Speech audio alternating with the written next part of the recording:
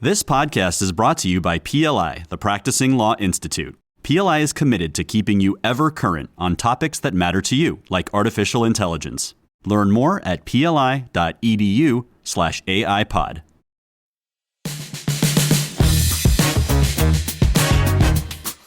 Welcome to AI and Data Law, part of the PLI Evercurrent podcast. I'm William Tanenbaum, host of the podcast and head of AI and data practice at Moses & Singer in New York.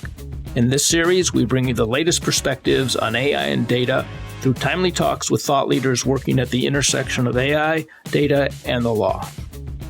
In this episode, my guest is Dr. Yauheni Solad, Vice President for Innovation at UC Davis Health in California.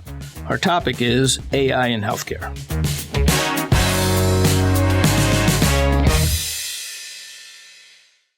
Well, welcome, everyone. Today, I'm pleased to have as a guest Dr. Yauheni Solad, who has had a whole lot of experience with AI and other advanced tech in healthcare. And he's had a distinguished career. And I think I'll let you give a summary of your career arc to make sure we hit the high points. Thank you, Bill. It's great to be here today. And welcome to the podcast. This is going to be a very interesting discussion as we go through AI in healthcare. It's an amazing time indeed. So from a career arc, and when I was starting deep on paper, I never imagined that we will be discussing the topics we're discussing right now. So I originally was trained as a physician. I ended up practicing internal medicine for a while as a hospitalist and telemedicine clinicians, then focusing more on the clinical informatics, did my informatics master's at Yale and MBA also at Yale, and medical director of digital health and CMIO for Greenwich Hospital at Yale New Haven Health for about 10 years. And the last 14 months, I've been CMIO and VP of Innovation for UC Davis Health. And as a part of my responsibility, we're looking at a lot of new tech. We're looking at the impact on clinical services, on the way we deliver diverse and equitable care, the way we think about care scaling and optimization, leveraging the digital transformation tool in general. So it's not my first hype cycle with incredible technology. It's great to see the energy, but I think as with every hype cycle, the biggest question we always have is what tangible long-term impact that will affect the lives of patients and burnout of clinicians we can make, leveraging this breakthrough. So how does AI as the latest new disruptive tech or hype fit in with those objectives? To be honest, I really do not like the term AI. It's very broad. It's bundling a lot of different technologies that we have for decades, right? And people have been training neural networks in 60s, 70s, right? And in 80s and 90s. And I think fundamentally, right, it's very convenient to think about all of this as a big one unified entity, aka big AGI will come and solve all of our healthcare problems, and we just have to clap and accept it, which is not going to happen, right? So the way we look at generative AI tools, specifically those like sequence to sequence, fine-tune models that can recreate some of the activity that's before was attributed mostly to the human domain, right? And I think that's where people get excited. It's help us to get out of our own creation of administrative burden, Bill. So as a clinician, and one of the reason I started practicing less was not only that I did more of technology, right? And it was a little bit harder to find time for a longer clinical session, but it's also it's corresponded with the EHR deployments, right? We were also leading, right? So amount of additional administrative burden that you have to do was actually growing rapidly. which is ironic, right? Like, because you're deploying HR and you're also starting to practice less because you're deploying HR. But I thought it was always interesting how our EHR trained the physicians instead of the other way around. Yes, because we introduce a lot of the new practice documentation patterns that we did not have before, right? A lot of the successful EHR did not recreate individual hospital practice pattern, but they came with a very prescriptive way of doing this. Like, here is the way you do A and B, right? That's where the big resignation of the first wave of big resignation of doctors started. But now, for the first time, we actually look at some of this administrative burden and ask ourselves the question, like, is it really need to be done by me? Like, I already provided enough information and impact to tell what's kind of a clinical decision making I made, right? Like, what kind of a care I delivered. Then a lot of other things is like maybe, just maybe, ambient intelligence plus some additional generative AI tool can start delivering some of this value. So I actually can go back to practicing and communicating with patients on top of my license. And the funny part is, like, the same logic applies to everybody. It's not only clinicians, like your practice manager, your nurses, right? Because you go to your case managers who may be copy pasting from one Excel spreadsheet to another Excel spreadsheet, right? Or like filling multiple forms on the websites of, insurer X. Now, because the information extraction becoming significantly easier, right? Non-structural to structural data. A lot of those particular tasks can now be automated. I want to just switch gears a little bit because you and I have had some really interesting discussions about, I don't know if we want to call it augmented intelligence, generative AI. I don't want to put words in your mouth, but let's kind of move on to how you see the models are going to change and, just look 6 months down the horizon. And again, I'll let you use the appropriate terminology, but I'd like to give all our guests and visitors a sense of, since you're running big programs at UC Davis, what you think will happen. Oh, I wish I knew, Bill, but I think I'll try to get my personal educated guess. Like, the reality is, no one know for sure, right? Like, you Right. have people with higher precision of their guesses of unknown unknowns. But like anyone who tells, I truly know the truth, likely do not. It's a very interesting time, right? Because, like, think about it this way. We are created and now have very black box models, right? That we assume are great because our empiric experience telling they're pretty good, right? And we start now to design the system retrospectively, right? To assure that our system is properly aligned with the non-deterministic nature of some of these models. And again, you can argue about how non-deterministic they are, right? Because they're literally sequence to sequence, so they may be, but they're clearly less deterministic than the previous generation of like predictable outcome. And we don't really know yet, right? Like, we don't really know how this can be regulated, how some of this may be validated. We have some fundamental approaches we can start leveraging. But your question was about like the future of the models. I think we are rapidly progressing, right, with amount of interest and capital into bigger, more powerful models. Will model capability continue to scale with a number of parameters, or we plateau and be able to fine-tune it better? Yet to be seen, right? Like I think organization like OpenAI that's spending incredible amount of resources on creating new models, right? That the Q that they recently announced that's supposedly can do high school math, right? And other things better than the previous GPT-4 is certainly interesting, right? Because that's imply a lot of the reasoning. But fundamentally, I personally believe that those kind of tools need to be open, right? Open sourced, ideally. If we can properly delineate from the governments, then maybe even government support it, right? But I think that's part of the trick here. We don't want the government to influence, right, independent decision making Right. and fine tune it in the way government wants. So government supported by, properly firewalled if that's happening. But ultimately, economically, we need clarity, right?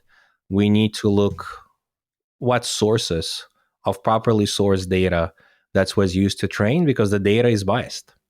Like when you look in some of the outputs and you look at some of the example of biased LLM models, your question very often is like, is the LLM itself biased, or the examples that LLM was trained on?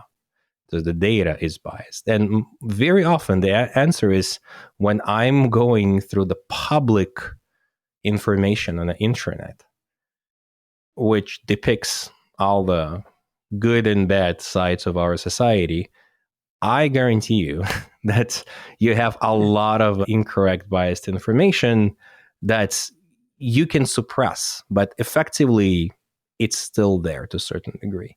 So we need to ensure that the process is transparent, that we're sourcing this in a right way. And then ultimately, when we start building with models, that's the process of disclosure, right? And the validation of those closed or even validated tools is clear. So when you, Bill, go to your primary care physician, right, or use another thing, and the automated agents tell you some of the feedback about your lab results, right, or something else about your condition, you actually know what model created this answer, because answers may a little bit different between the models, right?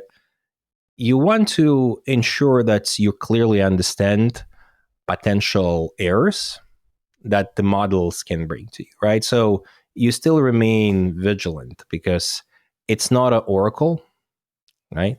It may look like an oracle, but we still need to be ensure that this particular communication pattern between model to patient, enabled by the clinicians, right, or the clinical services, being transparent enough for patients to realize that even though we are trying to pay as much attention as we can to the results, unknown still may happen.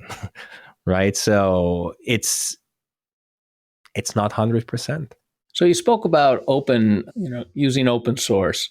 Explain a little bit what that is, and explain why it's attractive either to you and or the healthcare environment.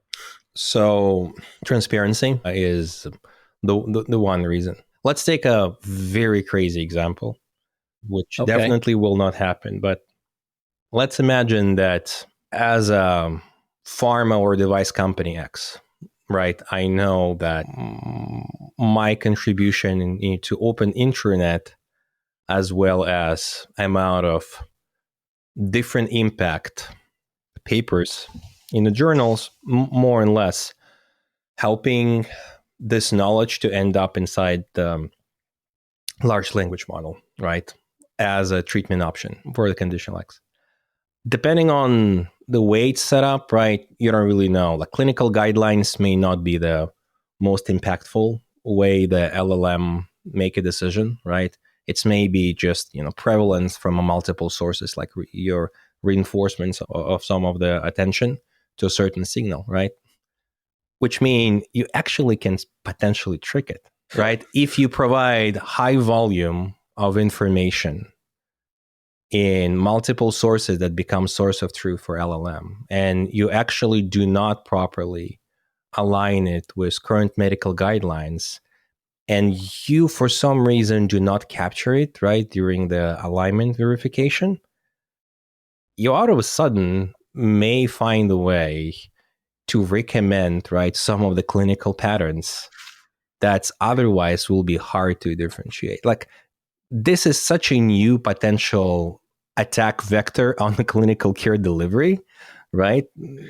That's, I would say, a year ago, I wouldn't even consider that.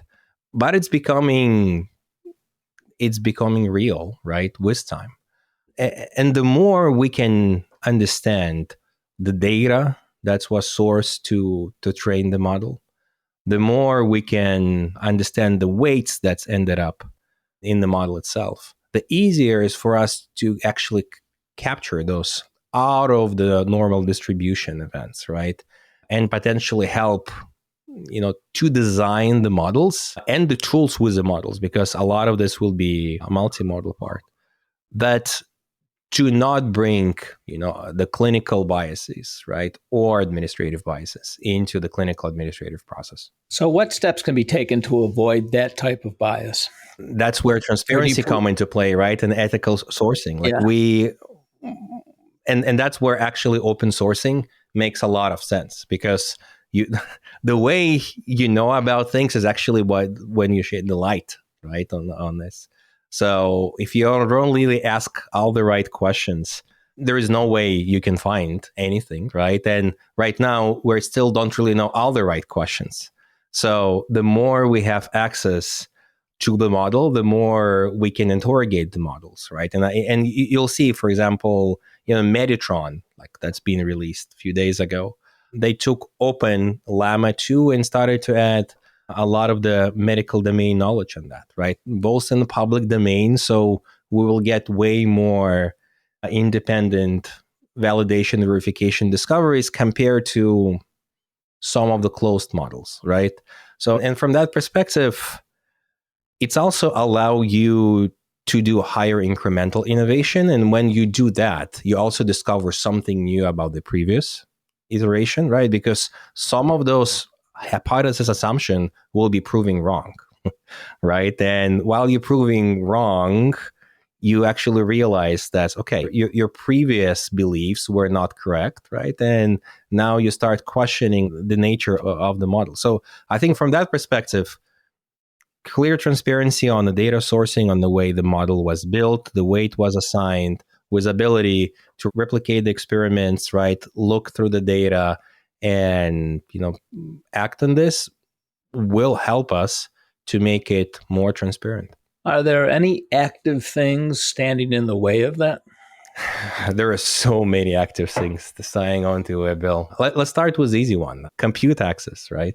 Right now, It's a rather expensive task, right? And the reason why we do not have one Meditron, like hundreds Meditrons, right, is because, sourcing of the data, cleaning the data, and then, even fine-tuning Llama 2 is relatively resource extensive. And if it's not compute resource, then it's human resources, right? That's in short supply and the data access. So it's not a trivial, easy task. But when we look at the part of unknown unknowns, right? It's just like when you start looking at the model, we need more activities. Like you're right now talking about, okay, how can we find, right, the weaknesses in a tool that's been conceptually incepted in 2017, right? Got the public attention like a year ago, and then being like actively talked about and for the last 3 years, right? Like think about the timeline, okay? And now you're asking, okay, if we imagine, I don't know, 5-10% of those technical leads, right, may really know how to properly interrogate this with all the domains, how can you make this happen? It's like it's a severe skill set shortage, Bill, right? So I think so that's the constraint. That's one of the constraints, right? Like right now, more and more clinician, nurses, administrators, right? PhD researchers, postdocs are getting into the areas, right? And we're getting more and more tools to properly interrogate tests, right? And FDA and Coalition for Healthcare AI launching with additional approaches and the tool sets to evaluate and make things happen and ensure that we look properly across all the domains, right? On data validation, build validation, deployments validation. But when you currently do not have a clear recipes to follow, a lot of that need to come from your ability to source best practices as of now, right? And deploy them. And this is not a trivial task. Do healthcare institutions cooperate in this? Yes. And what's the structure for that cooperation? There is a lot of activities happening, right? There are a coalition for healthcare AI that's been led by Mitra Corporation that's actively collaborating with most of the leading institutions in bringing together that's happening around that.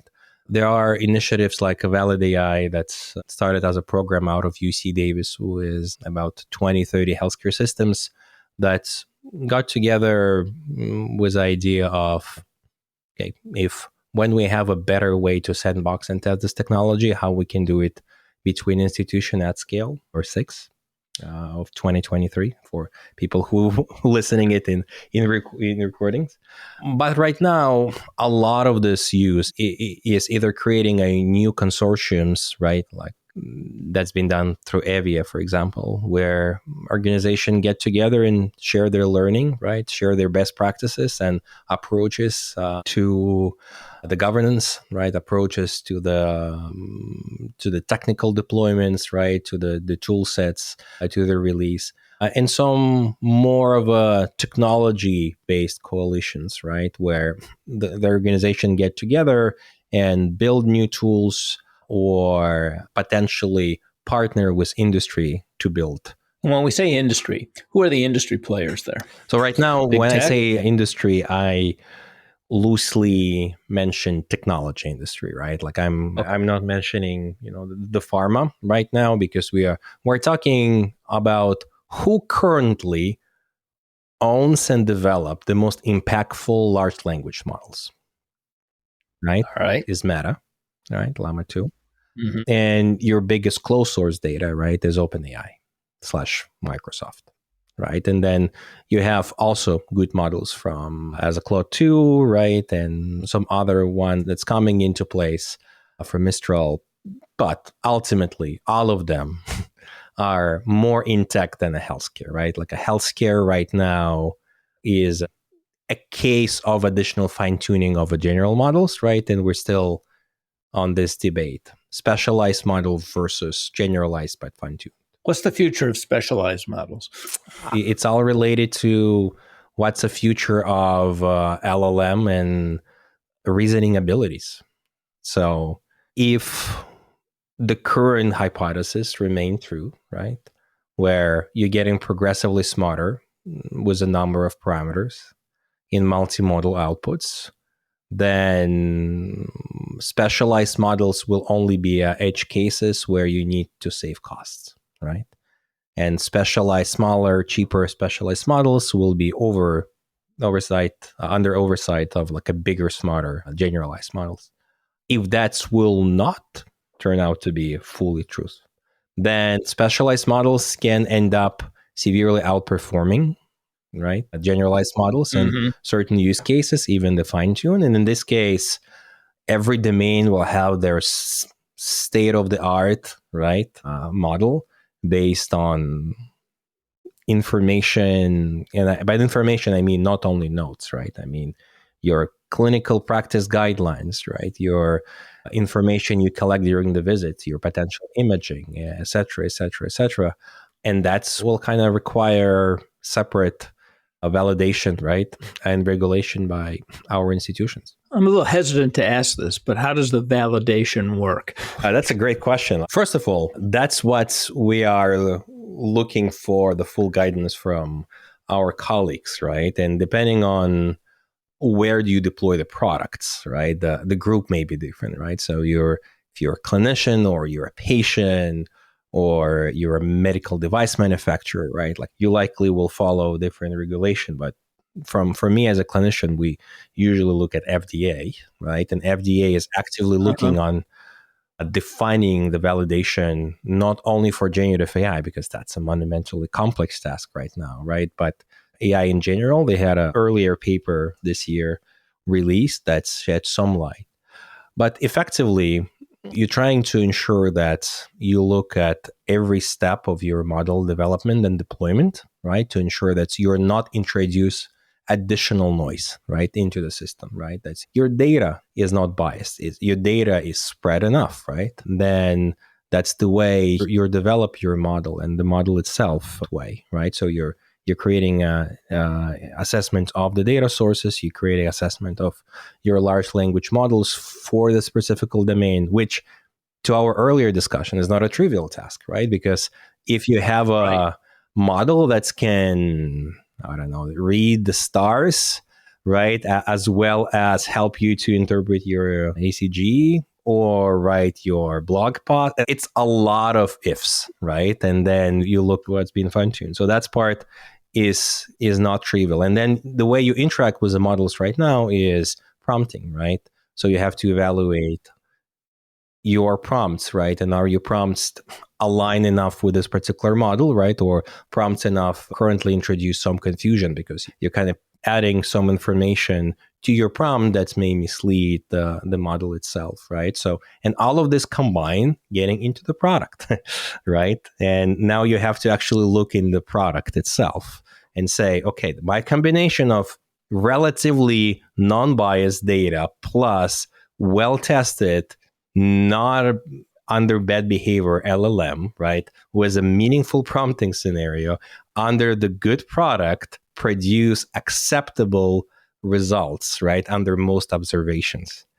And here, design the continuous monitor and feedback loop. So the question here would be, frankly, is do we continuously monitor some of those outputs and then help to monitor the results of the model? Or we validate once, right? And say, at this particular point, it seems to be good enough to be released, right? And then we just need periodic monitoring and recertification. I'm leaning more into the continuous monitoring camp, only because, as we talk, when you have not deterministic model that may produce variable under the same inputs, you need to ensure that all of your results consistent, right? And all of your results consistently give you what you expect. So I'm trying to ask now in some inartful way of what do healthcare institutions do differently than other industry segments as far as interrogation and validation? What do? We have way more complex reasoning data set compared to some industry. And again, maybe that's my particular healthcare bias because I've been in healthcare, so that's perceived more complex. Maybe that's not even a true statement. But I think what we underestimate is amount of non-computable decisions that clinicians make, right? And I mean all clinicians, that based on, experience, based on, loose practical guidelines application, and may not necessary, right, be quotable or easy for a machine to digest, right? So when you have to select between several options, and that's where the evidence-based medicine was extremely focused, right? So we can generate as much practical evidence we can immediately deploy into clinical settings. But still, we have a gap right now in our knowledge. Some of this is based on the way we historically been practicing, right? So it's not a protocol driven or clinical practice guideline driven. It's common knowledge, right? There is like example of things we learn in medical school that's common knowledge or used to be common knowledge and then been shown not to be true, like aka aspirin, right, for coronary prevention. And that's make it difficult for a machine, right? Because machine right now does not and cannot differentiate between, oh, that was true until this particular study. So now let's weight this particular one different because it's not true anymore, right? And okay, you can tell the machine about that and say, you know what, like all of those studies in this after this particular event are not true. So that's how you weight it. But now look at this, Bill. Imagine you have thousands of incidents like that, right? Some of them are truly based on individual practice patterns of clinician that introduce this variation that we may not even know. And this variation is not acceptable from like individual patient perspective, right? But from a public health, that's the reality that we were living in, right? We're trying to decrease variation between providers, but in some of the edge cases, that's exactly what kind of make you a brave clinician, right? That's trying new things and kind of putting innovation forward. So how the machine would know that's some degree of variation, right, under the right circumstances is okay and actually encouraged, versus when you're there for regular physical, you actually want to be more traditional, right, and less aggressive. It's a setting, right? Like the machine cannot reason for you on behalf of you, right? And I think that's where it gets challenging. So I think it's frankly a little bit too early for all of us to talk about this, like care augmentation automatically. Yeah. Like, let's look at that as a way smarter co-pilots, intelligent agents that can help you practice. Like, imagine you have a good reference teacher standing next to you that can do your documentation and help you get answer faster, right? That would be good way to look at that. Like, you're asked, okay, what's a current guidelines, right, for management of patients with a condition X, right? What's the current values for my patients, right? Match this and that and help me to make decisions, right? And help me not to do something that's fundamentally not right because I forgot to click on yet another document in the chart that was not in a proper area, but was actually scanned somewhere. So I did not see it. See, like this kind of the empowerment is huge for clinicians because we're still, even though most of our communication is digitalized, we still need to learn the patterns of informational flow in our system of records, and that's consume a lot of time. So if we're just focusing on interrogating the right information on the time of decision, and the LLM will take this lift for us to present some of this information in a clear and easy to validate way, that will liberate a lot of clinicians to practice on top of the license. So let me see if I've heard this right. So one thing where it's advantageous in your example of a physical is it's in some way a giant checklist that the clinician is making sure that they've looked at relevant factors and haven't inadvertently missed one. Is that right? And yes, part of that will be fed to them somehow through the operation of the tech. The problem then is there's a model that is feeding, let's say, outdated research, so that the best practice has changed in the last couple of years because of various developments and innovations and just general smartness of physicians, right? And then so there's that problem of how does the machine know that a whole bunch of research papers shouldn't be relied on anymore because they're not as good as more recent research papers. Am I accurate on that one? So, Bill, here's my gut reaction. First of all, how long does it take for human doctors to adopt new practice guideline? I would ask you that question. I don't know. It's years, sometimes decades. Okay. And you think this could be sped up by AI? Or I think so. Okay. Yes. I like the adoption of a new practice guidelines, right? Got little bit easier with EHR, right, and access to information, right? But then as a busy practicing clinician, right, yes, you do your mocks and you do additional certification, but with generating so much information every day, right, and especially when you start getting into the complex conditions, it's getting harder and harder to follow everything. So ensuring that those statements of facts brought to you with appropriate attribution, right, at the place of decision making is key. And I think that's fundamentally will make care safer because physician and clinicians are acting in the best interest of the patient, right? Like a lot of the time, most of the time actually, you do not have a time to sit down and say, okay, let me open UpToDate for 20 minutes. Right. And you have to do it, right, as a part of your CMEs and continuous improvement. And Yes, you learn about this, but the amount of additional information that's properly deployed LLM can give to you, right? Right. Especially while liberating you from writing a 3 pages note, right? That can now be generated for augmented through the ambient intelligence. Allow you to actually spend this time potentially preparing for the case, right? And kind of driving it in the right direction. Does it have a risk? Absolutely, right? And I think, like everything, Well, so does being outdated have a risk, right?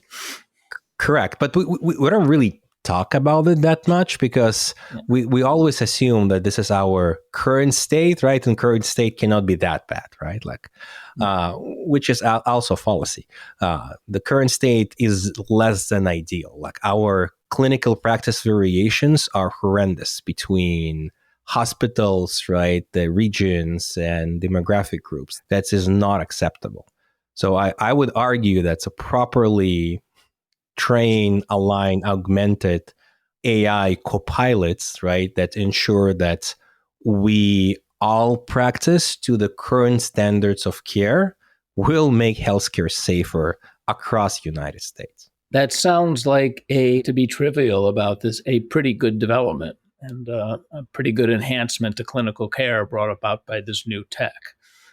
And I don't want to overstate it, but it seems the ability to communicate best practices faster is an advantage to people who are, doing clinicians with active caseloads. Communicate best practices faster, as well as stressing your clinical workforce less, right? Okay, right. So this is the holy grail of like combination. If you're not constantly running in a hamster wheel of producing more complicated note, right? For billing perspective or for, whatever legal documentation perspective, right? And you can focus on the clinical decision making and the patient education and gathering necessary facts for two of those, right? Right. You actually shifting the balance of time between like how much you spend on patient cares, information, education, as well as preparing for the case, right? So as long as administratively, we will not use that and say, you know what? Now, when you have those ambient tools, instead of 25 patients, let me put 40 patients on your schedule because now you're even more effective, right? As long as we're not following this horrible example of speeding things up even more, we have a good chance to make it safer for everybody, right? Not only for patients, it's also safer for our doctors because we have an extreme burnout. We have a high level of suicide never been seen before. We have tons of clinicians exiting profession completely because they just cannot handle it anymore. So we will make it safer for everyone. What does it take to kind of accelerate that improvement? Transparency and active dialogue. One thing is clear. We're currently not there. We just started the process, right?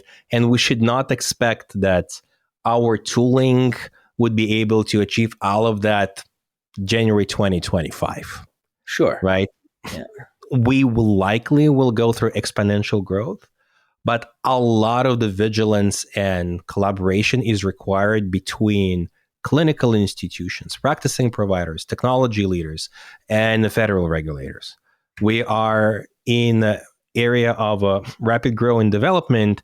And frankly, now is the time for clinicians to get actively and aggressively involved in the process. Why? Because if clinicians will not help to define a lot of that will be defined for them. Right? Okay. The way some of this is done, because people will just not sit down and wait. Some of our colleagues who are closer, right, to the tech development will do it. So for organization, it's mean you cannot just say our policy is to block ChatGPT on our firewalls. That's not a policy, Bill. But your legal counsel may say, you know what? Everything that's we blocking in our network not supposed to be used. So if you use it outside of it, that's all of your fault. Okay, you may be clear institution, right? Maybe. But again, did you help your clinician to succeed? And what if those tools can actually help clinicians to find information in a large, complicated data summary, right? That otherwise they will miss using 15, 20-minute slots for the appointment, right? So I think that the question would be, what is the right way to phrase that question? I see the evolution of this question, frankly, from when all this copilots and large language model augmentation is acceptable, right? To actually to the question where it's almost illegal not to ensure things being double checked. Yes. Right? By auditing tools to ensure you actually align and acting on best current knowledge in the medical domain. Right? And that's part is important because that's mean your strategy of just blocking it doesn't work. Like your goal is to enable the safe collaboration of your practicing and research clinicians with those tools to actually help speed up adoption. Like the train already left the station. Like we're not getting genie back in the bottle, right? So how can we ensure that the way we're doing it, right? The use cases we're doing it are well documented. The environment is safe for both patient and clinician, right? We're not doing, any prompt or data leakage, right? We're not sharing protected information with bad actors in the industry, right? We're not putting our clinicians or administrative staff or patients at risk, right? This is the real questions. And I'm sorry that a lot of administrators have to go through that, but that's a nature of leadership. We need to find an answer. Blocking is not an answer. So 2 questions. I'm going to ask them both at the same time because of the length, and then let you decide what you'd like to answer first. So the first question is, are you using prompt libraries to kind of make those prompts more reliable? Is there prompt engineering done? Yes. Okay. And again, prompt engineering is more involved than just prompt engineering, right? Because a lot of your prompts are model specific, context specific, right?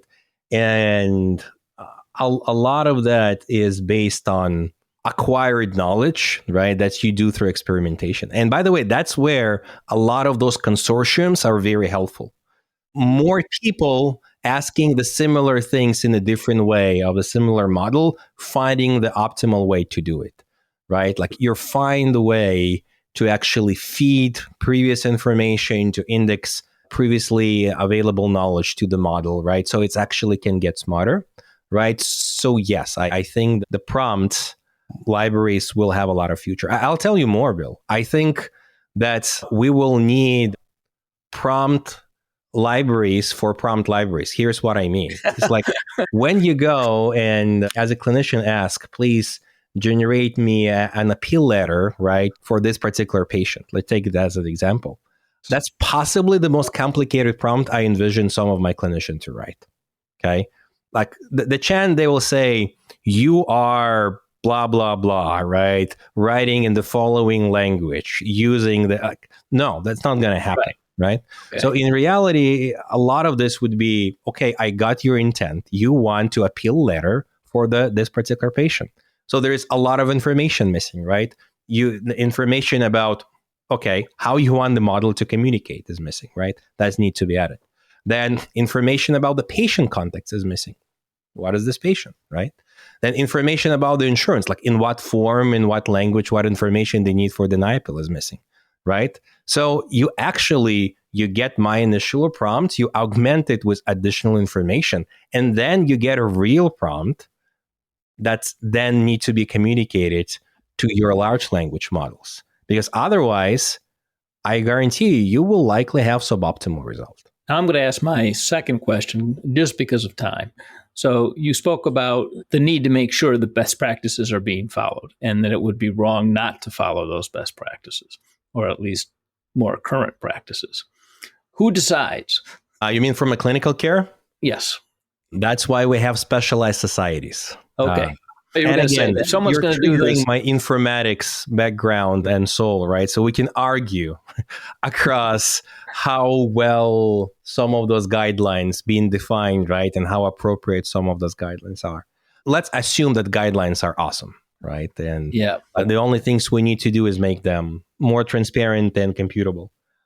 But I see higher needs for specialized society, right?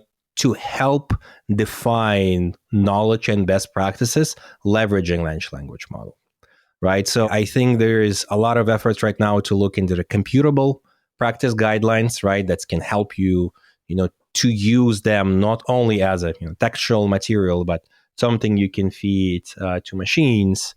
And now when we're starting to enter the world where okay, machines need more guidance, right? We need to pretty much go through almost all of our decision and ensure that we are truthfully doing the best we can, right? I see amount of work that's need to happen by our leading experts with the support from machines, right? Knowledge extraction, information gathering, just increasing. Well, this has been very good. I know we could go on forever, but what we've heard today, I think, is pretty illuminating about the benefits and the scope of improvement and how it's being done in healthcare. So I'd like to thank you very much for joining us today and just ask you if there's any question I should have asked you before we go. Thank you, Bill. It's been a pleasure. The time really passed fast. I would say I would ask you a question, and we likely may need more than 2 minutes, right, around this, because I think the whole nature of the human innovation right now, right, is at stake. Because here's what I mean. We are operating on a higher level of concepts that are easy for our human brain to understand, right? But we're starting to get models that are not based on a language. We're starting to get model that's based on our gene expressions, right? Our metabolome. And all of this combines out of a sudden make it infinitely more complex to the point where, frankly, all of those for the regular clinicians is incomprehensible without the machine, right? All right. So ultimately, we'll enter the stage where machines may start seeing things and recommending things that we actually have no proof. And our current legal system, bureaucratic system, the way we create patents, the way we create new molecules and speed up innovation is not actually set up to deal with this rapid progress. So we potentially may start delaying, right, innovation, because now it's need to follow our old, rusty, early 20th centuries or late 19th centuries pipelines. So what can we do to make this faster? So I'm translating that as you're saying there's friction in the legal system to implementing advances. Yes, and we're not created for thousands or 10,000s or 100,000s of new discoveries a week. Yeah, well, personally, I'm not, but that would be true.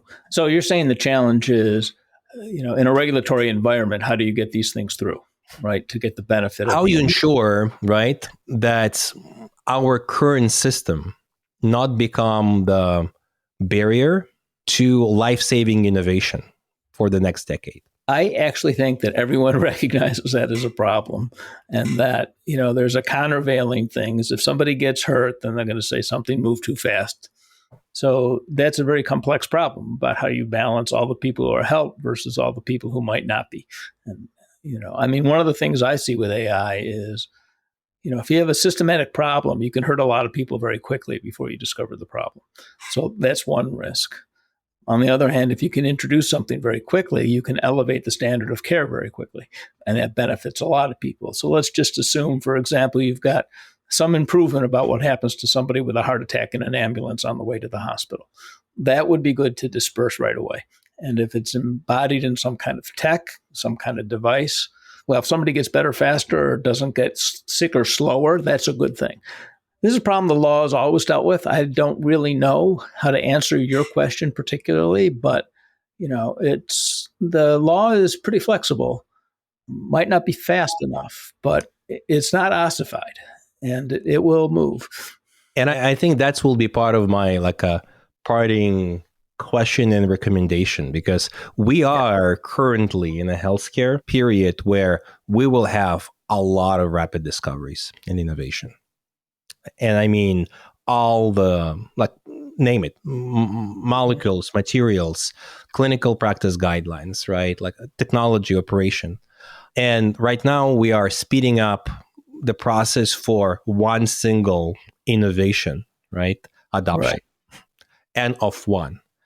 Now we'll get N of thousands on the same time, right? And I think it would be very helpful, right, for clinicians and innovators to actually start partnering, right, and reviewing it, what actually can be done to ensure that, yes, we're maintaining the safety, but on the same time, the whole fact that we cannot like normalize it to N of one, right? We're not discarding 99.9 of things that's currently in the queue. Well, that's a very good thing to end. I guess my observation will be this is probably how healthcare and self-driving cars are going to intersect, right? Because there should be a lot of advance between being able to distinguish between a shadow and a pedestrian. And you want that to roll out very quickly. And, you know, getting from 93% accuracy to 100% accuracy, that 7% is pretty tough to do.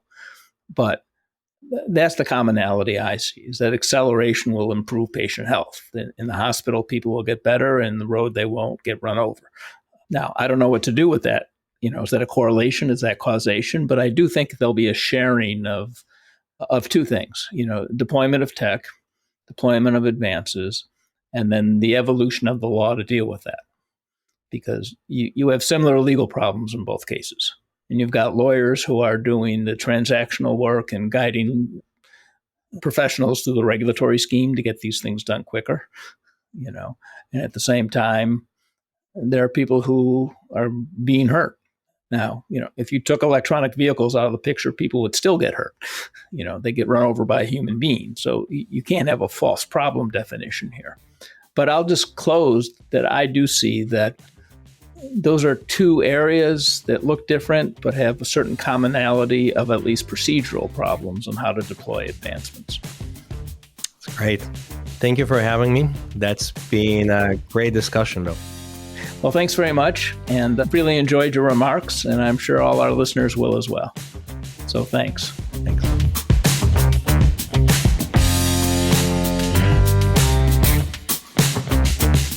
Thanks for listening to AI and Data Law, part of the PLI Evercurrent podcast.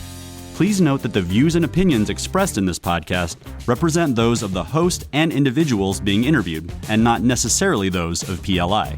For more AI-related content from the Practicing Law Institute, visit pli.edu/AIPod.